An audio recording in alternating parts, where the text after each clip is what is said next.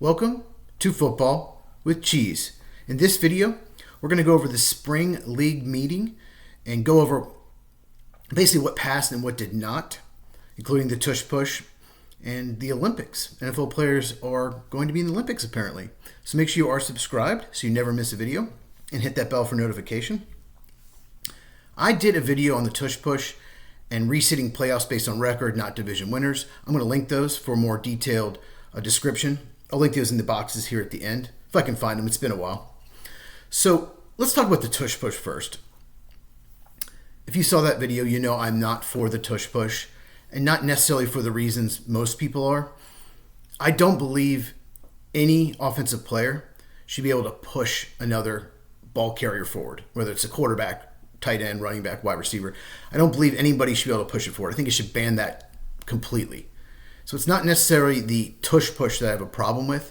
It's that in general.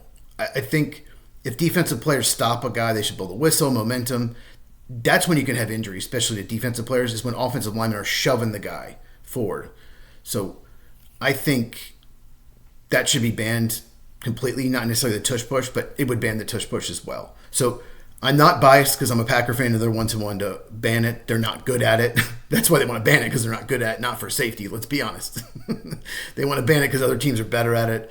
They did use Tucker Kraft, their tight end, to do it a little bit. He's much better at it. And Jordan Love's just terrible at it. He's kind of a lanky quarterback. You know, he's not short and stout like Jalen Hurts. He's not built like a tank like Josh Allen. He's, kind of got a skinny frame. So he's terrible at something like that. But I hope they ban it, but they need to expand it. And I think it's tough enough to play defense. You shouldn't be able to push a ball carrier forward. That's my opinion. As far as the Lions' proposal to reseed the playoffs based on record and not winning the division, if you don't know, a division winner, there's 4 divisions in each league, gets a home game no matter what in the playoffs. If they win the division, doesn't matter what their record is. In 2010 season, I believe, the Seahawks had 7-9 record. 2 games under 500, but won the division. And they hosted the Saints, who won 11 games that year, and they beat the Saints 41-36. Marshawn Lynch had an unbelievable game. I will never forget that game because the Seahawks had no business getting a home game at 7-9. And people will say, well, the Saints should have won then. Well, they should have gotten a game in the Dome. They're a Dome team playing in Seattle in January. Absolutely ridiculous. This past year, Minnesota won 14 games, but lost the division to the Lions, finished second place. So they had to go to the Rams, who won 10 games. 4-game difference, once again. And they lost. And they had no business going on the road. You went 14-3. Vikings got completely screwed. They didn't play well. Sam Darnold was really bad in that game.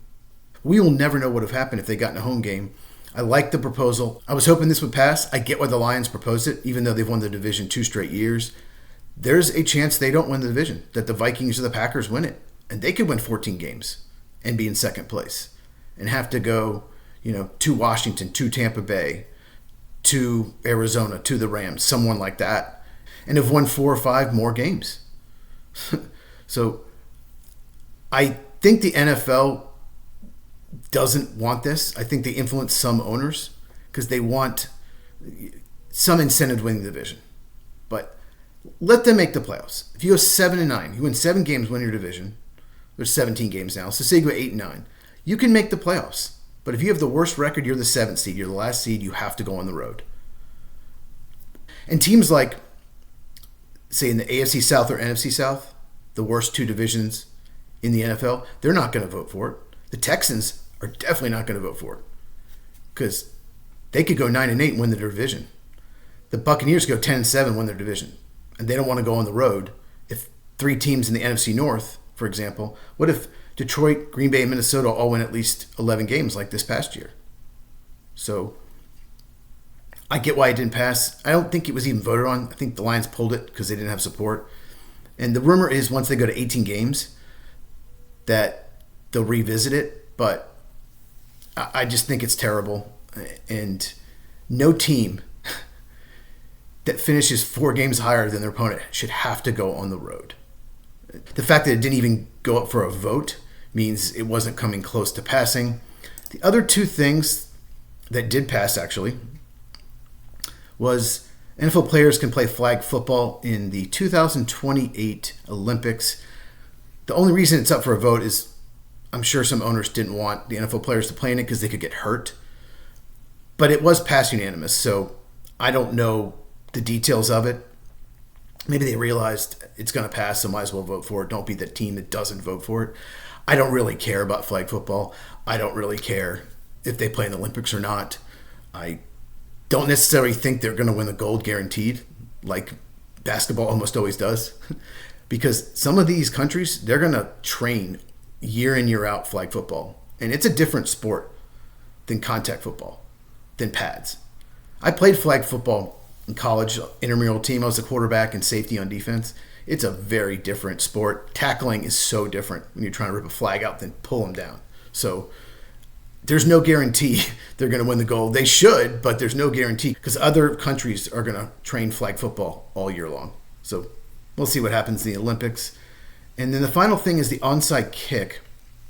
He tweaked it now. If you're behind at any time throughout the game, you can do an onside kick, not just, I believe it was the fourth quarter.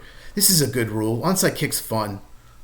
I guess you do have to declare it because of the kickoff rules, but, let's just try it in the third quarter. What if you're down 25 points with 3 minutes to go in the third quarter? You got to try it. What are the odds that you can come back without trying onside kicks? So I'm glad that was voted in. What do you guys think about the tush push, the playoff reseeding? Comment down below. If you like this video, please give it a thumbs up. It really helps out the channel. Share this with anyone who loves football so we can grow football with cheese. Check these out if you have not, and I will see you in the next one.